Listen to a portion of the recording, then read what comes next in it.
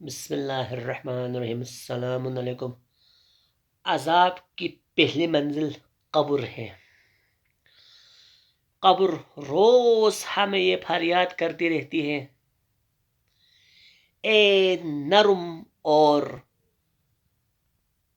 گرم بستر پر سونے والے، میرے پاس بسترے کا بندوبست کر کے آنا۔ اے روشنی کے کمروں میں رہنے والے، دو دو تین تین بلب جلا کر رہنے والے، میرے پاس روشنی کا بندوبست کر کے آنا۔ مجھ میں اندھیرا ہی اندھیرا ہے، یعنی قبر میں اندھیرا ہی اندھیرا ہے۔ اے نرم بستروں پر سونے والے، اے محلات میں رہنے والے، میں سام اور بچھو سے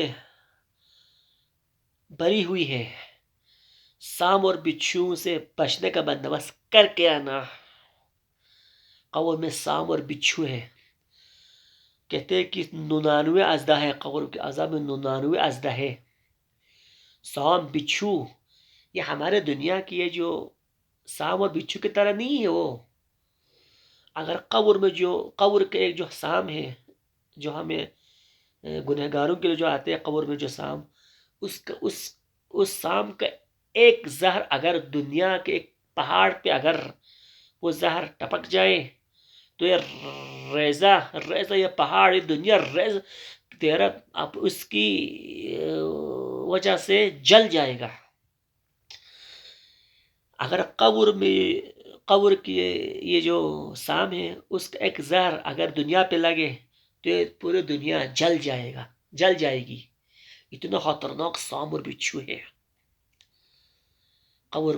آپ چلیں نا قبرستان میں فاتحے کے لیے، اپنے دادا دادی جن کے رشتہ دار مرحوم ہو چکے ہیں، قبروں سے مختلف روحوں سے آوازیں آئیں گی آپ کو۔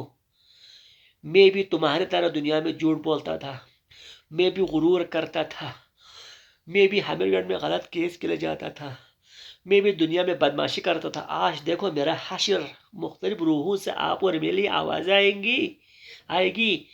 آپ اور مجھے یہ جو ہمارے کان گنہگار ہونے کی وجہ سے نہیں سنیں گے ہم۔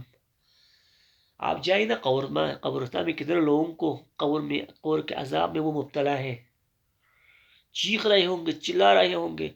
اللہ تعالی ہمیں قبر کے عذاب سے بچائے۔